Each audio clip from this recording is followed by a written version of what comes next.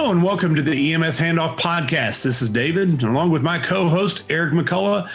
And well, Eric's the in the dark Eric today, and then the not so in the dark Bradley Dean. Going to have a little bit of fun with that. He can't see us, or I guess he can see us. We can't see him. I don't know what he's doing. He's calling in today just to have a great episode here on the Handoff. We are your source for all things EMS, and so we're going to jump right into this. Eric McCullough in the dark over there.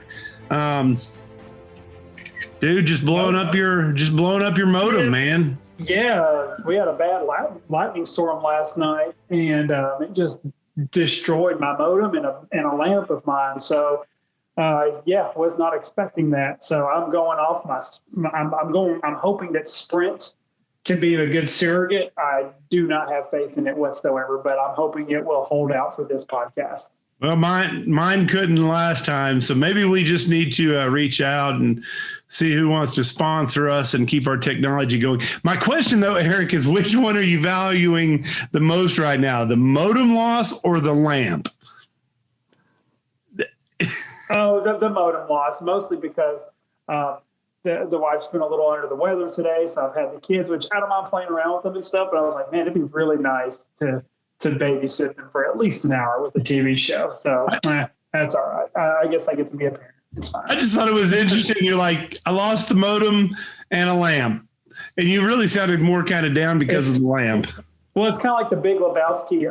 That rug really tied the room together. All right, let's go to the other end of our spectrum. Bradley Dean, how are you doing, man? Did you lose a favorite lamb today? No, I did not. But I got to spend a little bit of time underwater today. We went diving and did a few things. I can't blame that. We were debating about whether it was going to be able to get out and about today, talking about storms all weekend long. And I guess we had ours really kind of along, probably pretty close to yours, Eric. I guess midnight, 1-2 o'clock this morning, it came rolling through East Tennessee and had a lot. And it was beautiful the rest of the day. We had a little bit of stuff here and there, but beautiful the rest of the day. So before we get into our topic today, we'd like to thank our podcast partners, the Journal of Emergency Medical Services. JEMS has been a great partner to the EMS Handoff Podcast. And while we are your source for all things EMS in the podcast verse, JEMS has been an industry leader for many years. So make sure to go by their website at jems.com, check them out. And you can also check out all of the previous Handoff podcast episodes right there, as well as our many other podcast hosts that are part of the EMS Today podcast. Make sure to check out JEMS at Google, Apple, and Spotify. Subscribe, rate, and review. Let them know what's good. And also don't forget about the EMS Handoff podcast line. And I feel a little bit bad right now because I'm supporting my kids' schools right now because we come rolling in at the last minute on two wheels after Tennessee's tax-free holiday. And didn't switch, but the Pursuit Company has great EMS handoff gear, and you can find it on their website at any time. Very comfortable, stylish. Our Keep Back podcast line that went live here recently. We kicked off with a couple of giveaways at the TIMSA conference a couple of weeks ago, and very well received. So make sure to go by thepursueco.com. Check out under affiliates the EMS Handoff, and you can get any of our shirts. T-shirts, long sleeve shirts, hoodies that you would like. Support them. They also support the Love 146 organization, which helps fund the end of human trafficking, especially child trafficking. And so it's a great cause. You help us, you help Pursue, and you help Love 146. Can't beat that. Today, we are going to get probably a little bit controversial. And thanks to Eric, we actually have some feedback from our listeners as well already. So let's go ahead and jump into this. Bradley Dean, tell us our topic for today. Well, this keeps popping up little by little about EMS personnel wearing body cams. And, we see law enforcement doing it. We see everything else. And I'll tell you what really caught my eye. There's a gentleman named Dale that works in a neighboring county who writes a lot for High Performance EMS. And he's hit on this topic a couple of times And, Dale points out that, EMS people are known for their opinions, but there's one topic that is sure to bring about their thoughts and their ideas. And that's with the body cameras, because, whether it's the expressed fear because of Hipaa or worry of punitive measures because, some administrators going to see something and take the measure against their own actions, that's where we are. But at the same time, is there the possibility that we're going to stop wearing body cameras for EMS personnel because we need to do it just like law enforcement or anything else?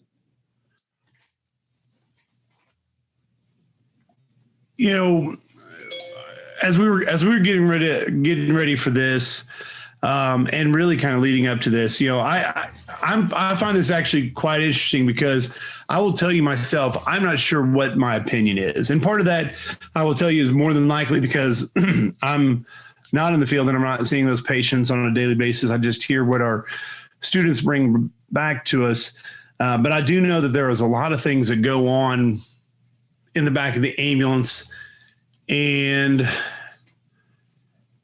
I hear fears on both sides, that they are good and that they are bad. Now, it's quite interesting. The conversation for law enforcement started many years ago. It's body cameras are not a new thing. In fact, they even started really before body cameras, and they started with the vehicle-based or the apparatus-based cameras that have been in there for many years. And many EMS agencies have gone to those as well, that have a camera that points into the back or even has a camera in the back. But even when those were first being implemented on the law enforcement side, there was a lot of pushback to it because of how they were going to be used. And I think that really boils down to the biggest thing for me is how we set a body camera system up in our programs. And I think if we were to address those, that they would maybe eliminate a lot of fears, because the negative sides, and I'm going to turn back over to you in a second and kind of tell us the pros and cons or some of the evidence that we've seen because of them.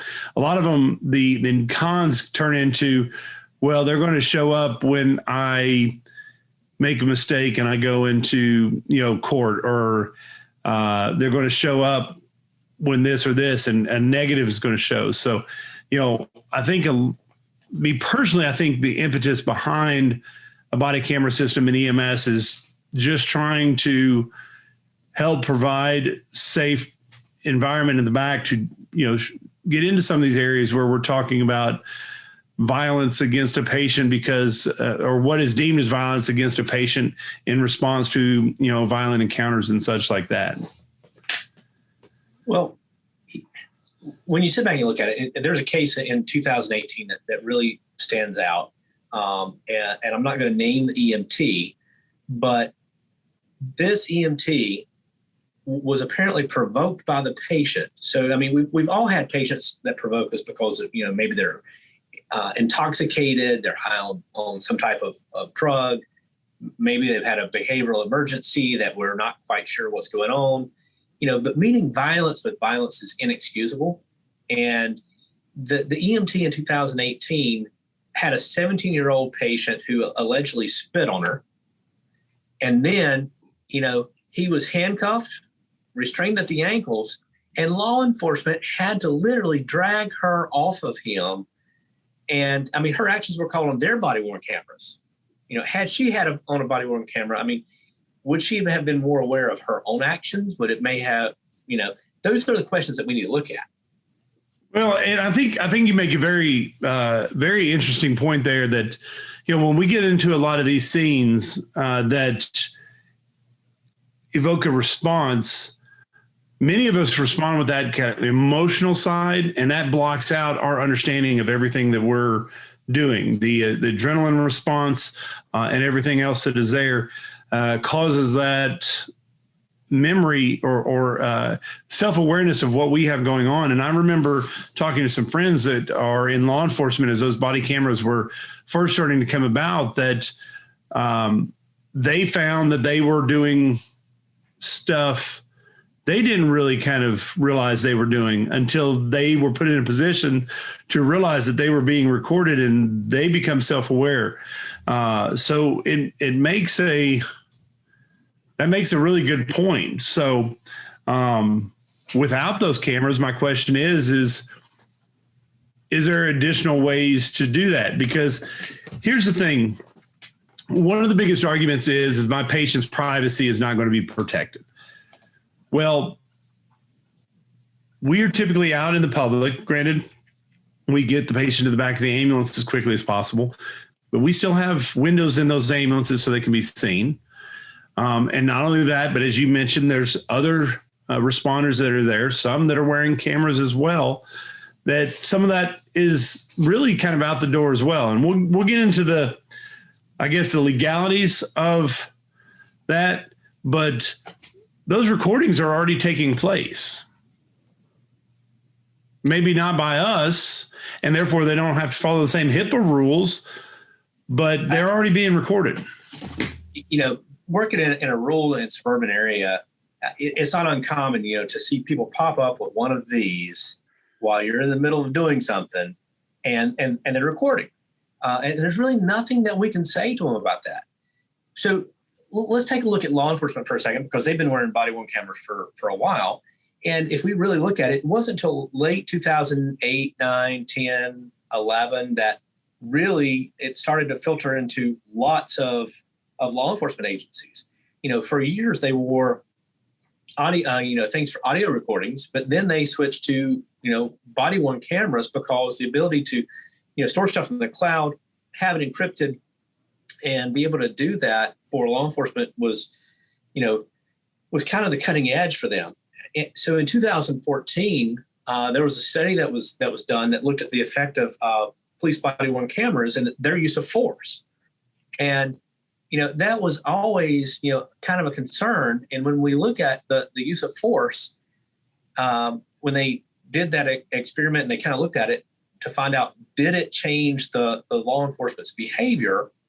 What they found out when we look at this, there are 4 basic things. Is people tend to adhere to social norms and change their conduct once they're aware that their behavior is being seen. It's being observed. So that's one thing. The second thing is body-worn cameras can convey kind of a pragmatic message, if you would. You're being watched, you're being videotaped, and you're expected to follow the rules, just like I'm expected to follow the rules.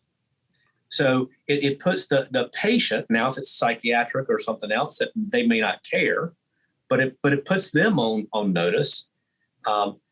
Then let's go back to the self-awareness effect. So it affects the psyche of the officers, and I think it would affect the psyche of the EMS provider, and it would prompt everybody to cool down much faster if a situation begins to escalate. And the last one is the training potential that exists. So it can be used to coach people, to look at how they conduct themselves. So those are the 4 basic things that kind of came out of that study. And I understand the use of the body cams with police officers. Of course, that's publicly that's a matter of public record. So there's no HIPAA protections and stuff. And they used it for the most part, from what I understand from the readings and stuff, is they want to see if it would de-escalate the use of force. I guess my question would be, what is our use of force in EMS? Like, what is the primary goal? Like, and I know that it's kind of impossible to establish because it's got tentacles. It's got a training aspect. It's got an accountability aspect. It's got a legal aspect. And the reason why I bring that up is because, actually we have one of our followers on Facebook. She said I could point her out, so I am. Her name is Anna Lay. Thank you for following us and commenting and liking and all that fun stuff. We appreciate that. She said, I would not like this. I'd probably opt for another way to the hospital unless I was unconscious and someone else called 911. And she said her reason was that she has been the patient, treated by people that she precepted. It was an emergency with the supervisor on board. She felt overly exposed and vulnerable enough without it being recorded. And she said, I would want to know how long the footage was kept and who would ultimately have access to see it. And that's that's the point I want to make, is connecting that to what is the primary reason why we do this. Because I'm afraid we're going to erode public trust in us if they're supposed to be at a point in their medical life where they're giving us sensitive information, if that makes sense. Well, and as I'm sitting here listening and formulating my own questions, one of the ones I wrote down here is, if we put that camera in the face, do we get a true interview or true assessment with that patient? So we start to ask the questions and we get into some very sensitive areas. Are we going to get that response that we need to truly assess and treat that patient? And, Anna's feedback there kind of led to that said, probably not. And not only that, but they may, if they know that in the back of the ambulance, they're going to be recorded in potentially full view, basically, they're going to try to find another way to go to the hospital unless they absolutely have no choice. And so do we end up driving individuals that actually need that care to find transportation some other way? And that would be my biggest concern on that, is like Nathan Gibbs. He's another follower on our Facebook thing. Appreciate it too, by the way, for the likes and the comments too, Nathan. And he said he's had a service. They've been using it for 2 years. It's worked out. He's had no issues with it. I'd love to know more information about, from some of these users and people who have this, because to me, this is all philosophical. This is all theoretical because I've never been in a place like this, but I can see the apprehension and anxiety this would cause in making the decision. Like Doug Hexel talks about, that he had county attorneys, and he was talking about using footage, making sure it's HIPAA compliant and all that stuff. And they had 3 different ways of using it: utilizing it for a complaint, routine QA, or random spot check, or a combination of them all. Ultimately, they decided not to use it at the agency he was at. So they were exploring those options, but I wonder if that has entered in the registry of questions to the lawyers or whoever. Is like, hey, what would the public think about this? Because do they have to sign a consent saying they consent to being recorded? And that'd be a really good question. And the question is, could they at any given time? So, continuing with those questions, and really, the ones that are kind of in my head right now. And again, I would love to tell you I have an opinion, so I can tell you which way I sway one way or another. But Bradley, since you've done a rather extensive amount of research on this so far, at any point in time, could these recordings actually be subpoenaed into a court case? I'm not a lawyer, but I will go ahead and say it depends. That's no matter what, that's always a great answer. It depends. All right. So one of the things is it's all in how you kind of put this into your agency. So could they? Absolutely. We always run the risk of anything being subpoenaed. There are things that are protected under North Carolina general statute for peer review purposes only. And those should not be and cannot be subpoenaed for, but they have to be put into your system for peer review only. And that's kind of the key. Now that I'm sure there are some loopholes and everything else, and not being a lawyer, but understanding how that works is, we've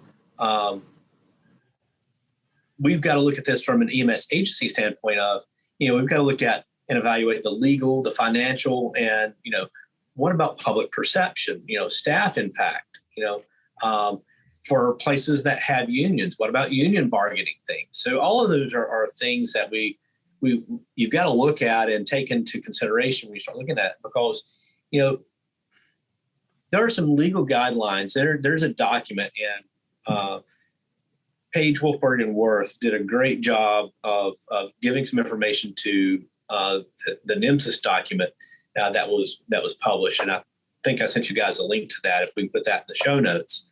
Yeah, we sure can. That referring it right now. And those considerations that are there are some things that they're key threshold things in there that we've got to look at and tackle when implementing or even remotely thinking about body-worn cameras for EMS. We've already got a couple of agencies in North Carolina that do that. One county, just a couple of weeks ago, Robeson County is testing the use of body cameras, to enhance training, patient care, and safety. And that's what they put out. They actually did a media release that went into the Robinsonian, and it was a really great article about what they're doing. So I think there's some benefit. And, people are like, well, HIPAA applies. Well, absolutely. Anytime that you're recording a patient, protected health information is there. So, but HIPAA permits EMS agencies to capture PHI with body-worn cameras. It is permitted. It's there. So it's reasonably permitted by privacy rules. And there are a couple of things there that we need to make sure that we document and we put into policies and procedures if an agency does that. And, it's going to be used for quality assessment and quality improvement. I mean, that is one of the things that we need to look at it for. Developing clinical protocols and guidelines. Evaluation of patient, safety activities. Those are three big things I think we should put in our policies if we're going to implement body-worn cameras. Yeah. And I think another factor that, and that's something that people would need to know, especially when they're getting hired on or if they're transitioning to this, is EMS services.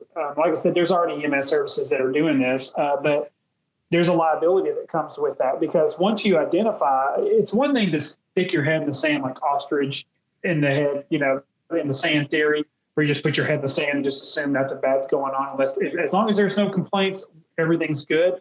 Once you put that body cam on, you may start discovering lots of errors, like simple stuff, medication administration errors, IV, things like that. So it may increase attacks a training system, because you can't ignore that stuff. Once it's recorded, ignore at your own peril if you're starting to see a lot of people messing up very basic skill sets. So that's a good thing.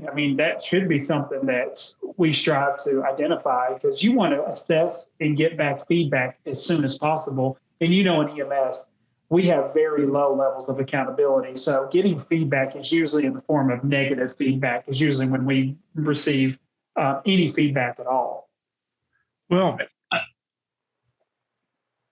go ahead, Bradley, because I've got something I'm going to go to next. Go ahead. Well, no, I was just going to say, I wanted to recap because I wanted to look back at my notes to make sure, but we were talking about HIPAA a while ago and patient consent.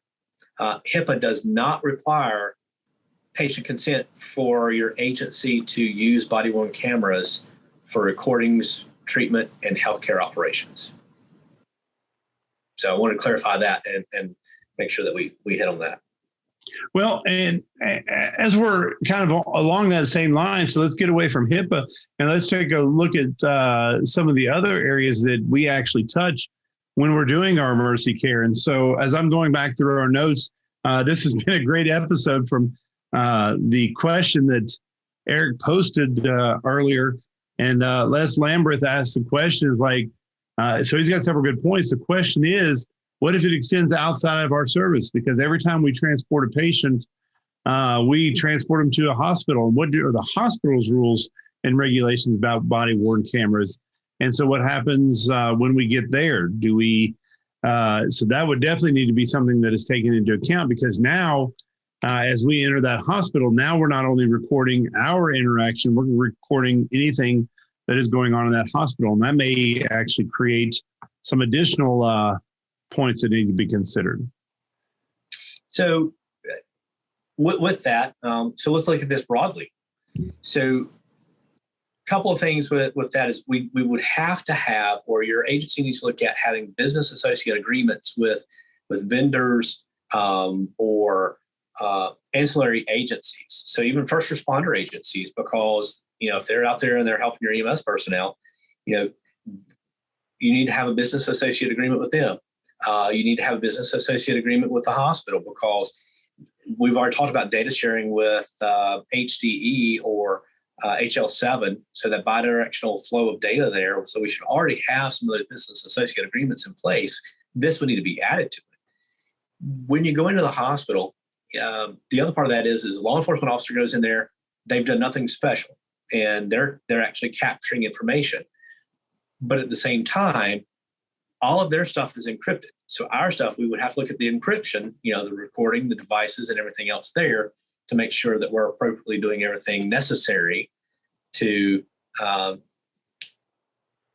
make sure we do that.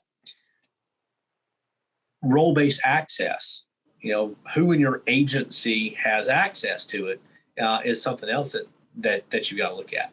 So what are you going to do in the event of a breach or a loss? Device security, the physical security of the devices themselves. So, all of those have to kind of, be looked at and discussed with all of your associate agencies.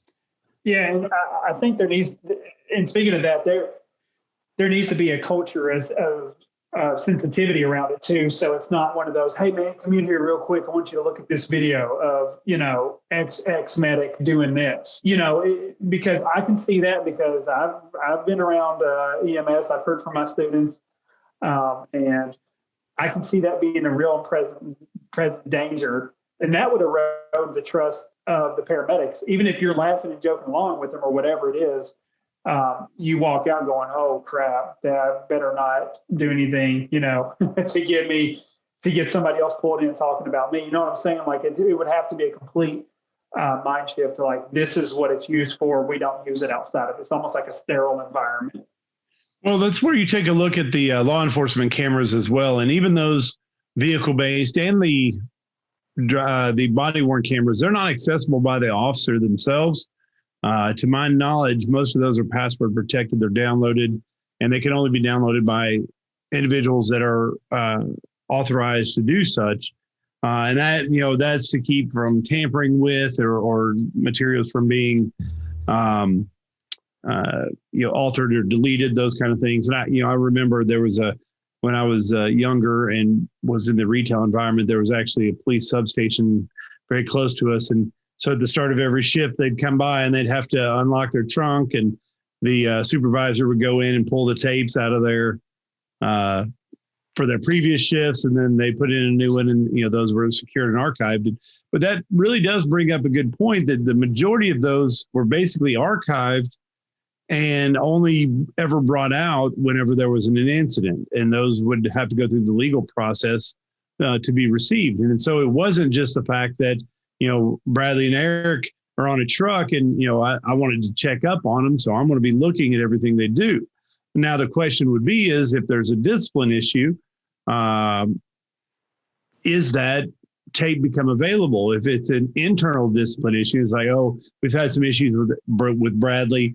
He's a bad Joe, and we're going to go back through his tapes, or is there a legal premise? Hey, we've got to go through the legal process. We're going to open up these tapes for review, and we get those legal sides involved. So the question is, do they become part of an internal agency disciplinary process, or is it only when a patient brings a complaint against somebody? So I think one of the things we look at with that is if we're using it for QA and QI, quality assurance, quality improvement, well, we've got to be really careful when we start looking at disciplinary process. I'm not a fan of using, body-worn cameras for disciplinary process as much as I am quality assurance, quality improvement, to make sure that we're doing the right things protocol-wise, to make sure we're the other piece of it. If you already know somebody's doing something, you probably don't need the video. The video is confirmation of the activity, the behavior that you already know exists.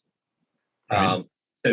So seeing it or hearing it, would only confirm what you suspected. So you're not really using the video. So there are a couple of things I think we should empower people or empower personnel. If an agency decides to use body-worn cameras, I think, one, we need to train personnel of how to deal with requests to stop recording, because there are going to be some patients or some families who ask you, to cut that off. In some cases, it may be the best thing is to stop that recording.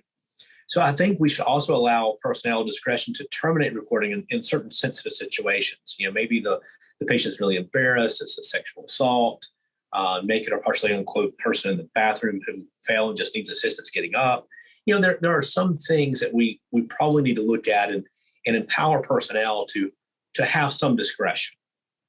But as a general rule, if we're going to wear them and use them, then we need to do it for the right thing.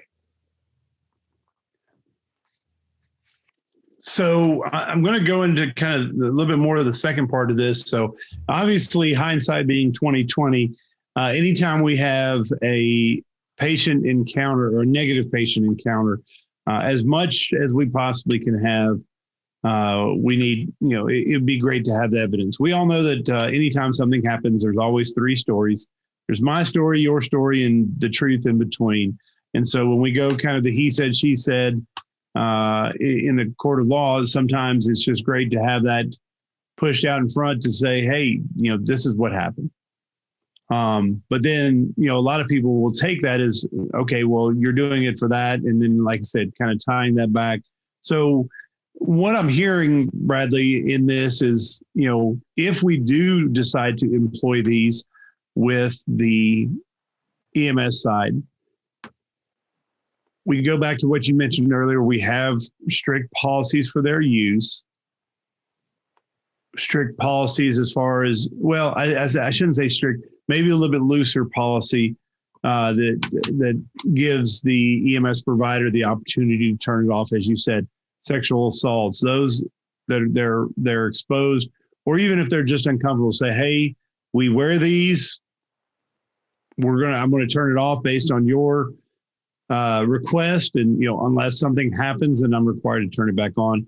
And then have a good policy about how they get utilized, if they're being utilized for other than just that disciplinary process or patient complaints. Say, hey, we're going to use these for QA. They'll be randomly. And that was one of the things that I think in Doug's message that made a lot of sense. Doug Hexel posted on Facebook for us that, how were they going to be used? Are they going to be used QI?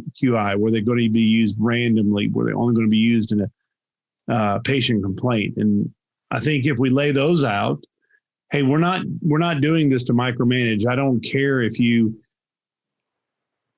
do your concentric circles for your alcohol prep right to left or counterclockwise or clockwise, as long as you do it in a clean environment and the patient does, this is only to protect you, protect the patient, and protect our service. Yeah. So, how it's used, there should be a policy for that. Something else you really need to look at before you look at employing them is, what is your records retention policy for video? What is your agency? What does your state say for that? Is your state a one consent party state? It's another thing that you got to look at. But retention in special situations, you also want to have a policy for that, because otherwise it falls under the regular records retention rule. Because, if it's subject to litigation, you certainly want to retain that video. If it's a high risk event, maybe a drug assisted airway, if it was a surgical crike, decompression, something like that. If it offers a good training example, that video may be kept indefinitely. So you've got to have a policy for that, especially if it could serve as evidence of a crime. So now, and granted, anything that's going to be going through in service of a criminal request is going to go through the proper law. The proper authorities are going to get the subpoenas for that and recapture that. But you do make a very valid point that it could be such that you've even have rules depending, again, your parties or your state's rules for who all has to give consent. one of the things that we could say is, hey, we would love to use this case because it's very interesting case for training, and that we could say, hey, patient Bradley, we're going to, you came through our service, a month ago, and you had a very complex case, and we're glad you're home and doing great. We had some of this caught on our body worn cameras, and we'd love to use it for training. Would you authorize us to do so? And then, Eric, you were the presiding paramedic on the call, and we would love to use this, and to use the hospital's old terminology, morbidity, mortality conference. We'd love to utilize this as a training aspect. Would you do that? And if anybody says, hey, we'd prefer not to, then, you could respect that. But, that might give you an opportunity to build that.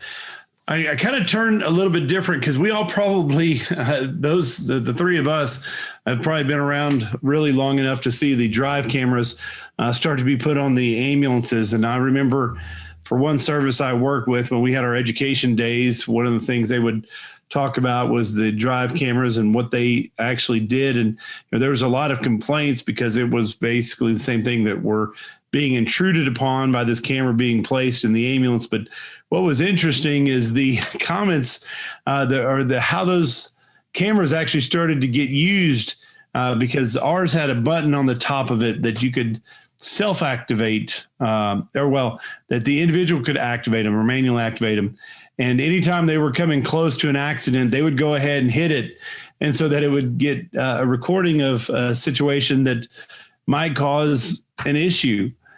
And so as those got employed and people figured them out and how they would actually save them, they started to use that. Like, hey, guess what? This kind of stuff happens. So there's always something out there that may be good. And I will say that with these, there's also probably an opportunity for somebody to turn it into something bad.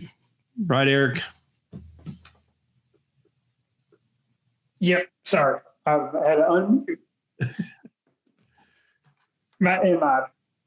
was getting a little bit of that. Sorry. My Sprint. I'm going to blame it on Sprint this time. Oh, hey, you shouldn't do that. You should be like, hey, this is an opportunity for Eric to be a sponsored Sprint podcaster, and would love to help endorse building up your area there just a little bit more. So, that would be awesome.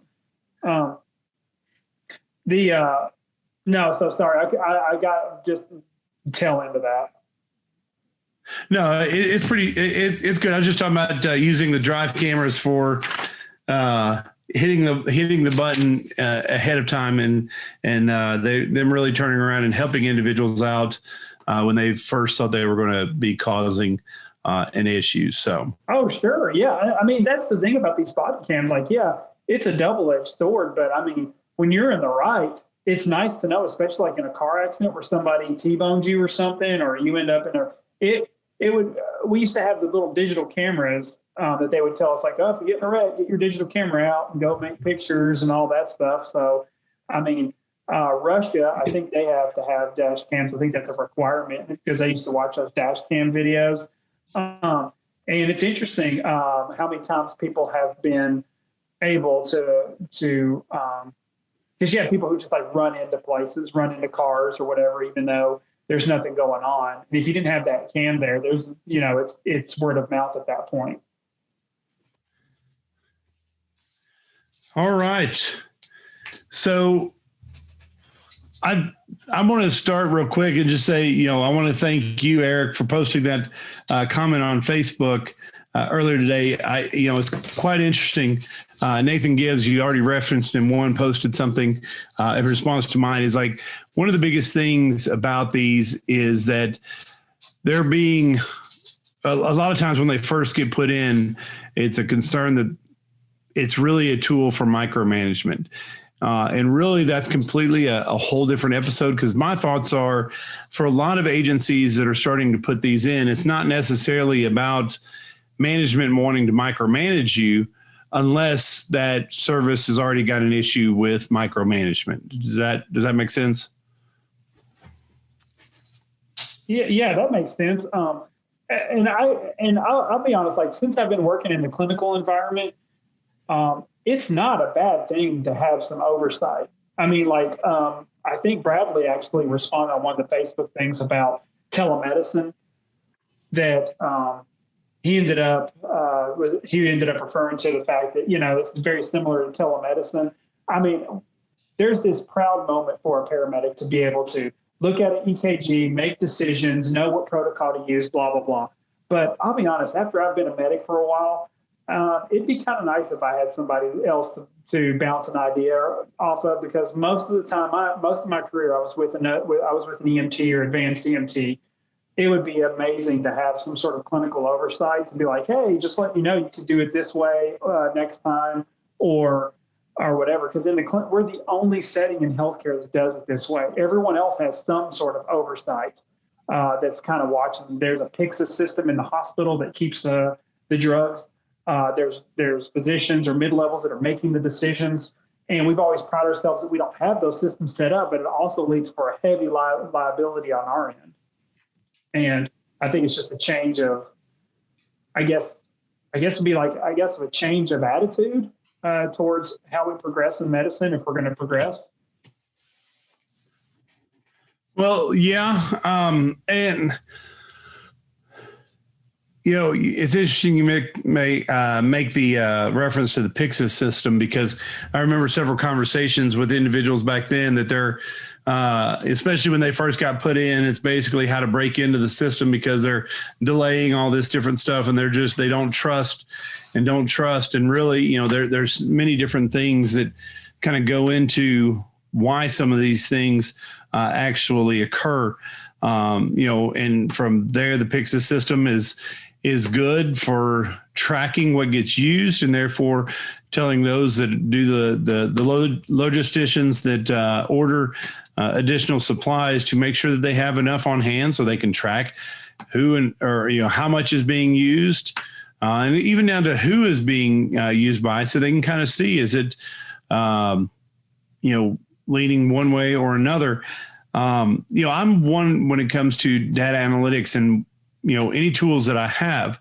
Now, you make mention about the telehealth and the telemedicine side of things. And I know in talking, some services have gone to iPads that have their own wireless system so they can actually get that reference in the field to something that is, to the hospital and say, hey, this is what I have going on. And they have that two-way video communication because sometimes it's good to have somebody that is there. If you're on your 20th call on a 24-hour shift, your brain power has been spent and the number of hours you've listened to the sirens blare and your visual acuity is taken into challenge because you're sleep deprived and the lights keep affecting you. Sometimes it's good to have that second individual that's there. Now, tying that to the body cameras themselves, being a secondary or after incident, me personally, I sometimes would like to be able to go back to those calls and potentially miss something or find something I missed in documentation, but even to learn from and train from is like, oh, did I really actually do that? And the answer would be, yes, you did. And it may not have done any harm, but I could have made myself better by having that information as well. So. All right. Bradley, is Bradley still there? Yeah, I'm still here. Hey, yeah. Before we start, can we just? You were going to mention one thing I kind of wanted to go over just before we close this one out. You said the disparity or the gap between body cam footage and documentation. Yes. And I thought that was interesting. So I figured that might be an appropriate one to end out on because nobody likes documentation. And I'll tell you, documentation seems to get everybody. We've had lots of good discussion back and forth about lots of things, but he said there was a study that was published in 2017 that really looked at body-worn cameras for EMS versus their documentation. And the hypothesis of that study was that current EMS documentation practices are inaccurate and that body-worn cameras will have a positive effect on the documentation accuracy. So they did a lot of data analysis, but with 10 paramedics with an average age of about 33 years, 8 males and 2 females. And the average length of their career experience at the time was about 8 years. So it was like 7.7. So when they look at that, and they did a lot of the data analysis, they found that the practices demonstrate significant inaccuracy regardless of the years of experience. And the use of body-worn camera technology significantly improved their EMS documentation in the pilot study. One of the things that was interesting was when you look at this, there were 71 total documentation changes for these 10 paramedics, and 7 minor, 51 moderate, 13 major, and all of them, made some change. I can tell you, I worked a couple of extra shifts this weekend as well. And I will tell you, my documentation probably was not as accurate as it needed to be. And hopefully, the agency that I work for was not listening to that. But I try to make it as accurate as possible. But when you run call after call after call, if you get behind on one call, your documentation accuracy goes down. Well, and this is, that goes back to one of the previous episodes we had when we were talking about documentation. The way things are run, there's no doubt that some of these services are running 3-4 deep in documents that they're behind on because they're picking up the next call straight out of the hospital. And so where most of us, I remember the opportunity on most of our shifts to be able to do our documentation in between each one of those calls, or at least en route to the next call, and really just kind of finish up little touches and tweaks before going on to the next. Once you run, again, 10 to 15 calls in a shift, those details start to trail off. And so that goes back to what we said earlier is who has access to the videos, how will they be able to be accessed? When will they be able to access as they're secured? And so, Bradley, let's go ahead and start to wrap up. Give us your final thoughts on body-worn cameras.